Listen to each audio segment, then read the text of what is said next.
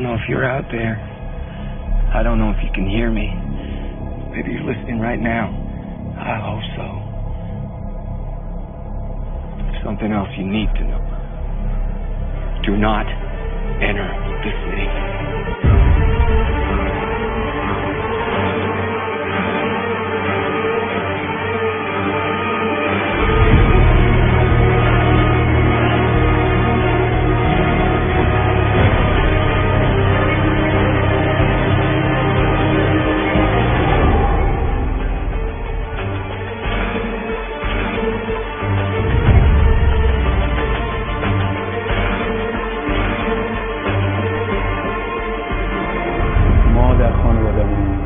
گرایشات مختلف فکری زیاده. من پدر بزرگم نویسنده و محقق بود. رضا شاه بهش لقب فخر دایی رو داده بود که عموهای من همین از اسم دایلستان همه رفتن فخر دایی. خیلی طرفدار سلطنت بودن. عموها و داییای من مقامات بالا داشتن در حکومت سابق. خیلی از اعضای خانواده ما سلطنت طلب بودن. در مقابل برادر دو خواهر من عضو مجاهدین هستن.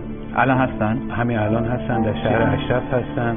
یک برادر شما و یک خواهر شما؟ دو خواهر من و یک برادر من در شهر اشرف هستن. سرمو با افتخار بلند میکنم، میگم که تمام گرایشات سیاسی در خانواده ما بوده. از سلطنت طلب، چپ، مجاهد بوده.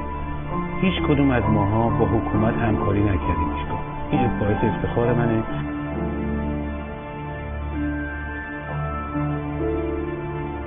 اعطای جایزه 7 میلیون دلاری به شیرین عبادی از سوی کمیته جایزه صلح نوبل و اعلام اینکه عبادی نماینده اسلام اصلاح شده است. قرار معرف سینمای ایرانی و یک بازیگر زن ایرانی باشه یا نه قراره که جزئی از بدنه به هر حال هنری در جهان باشه؟ و ما چه بخوایم چه نخوایم هر هنرمندی که از ایران میاد یک جور سفیر ایرانه و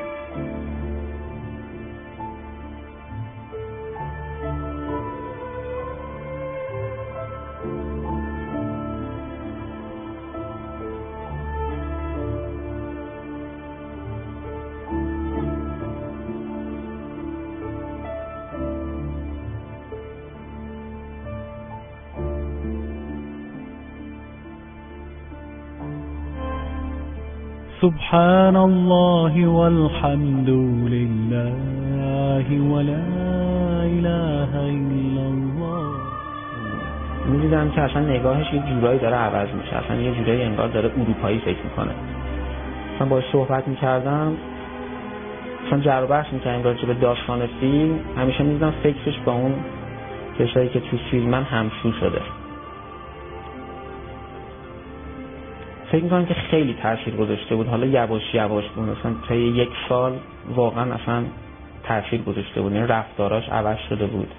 حرفایی که میزد، طرز فکرش. It's like when you go to the dentist and the man is going to take your tooth. You're going to fight him when he starts pulling. So they squirt some stuff in your jaw called Novocaine to make you think they're not doing anything to you. So you sit there and because you got all that Novocaine in your jaw, you suffer peacefully.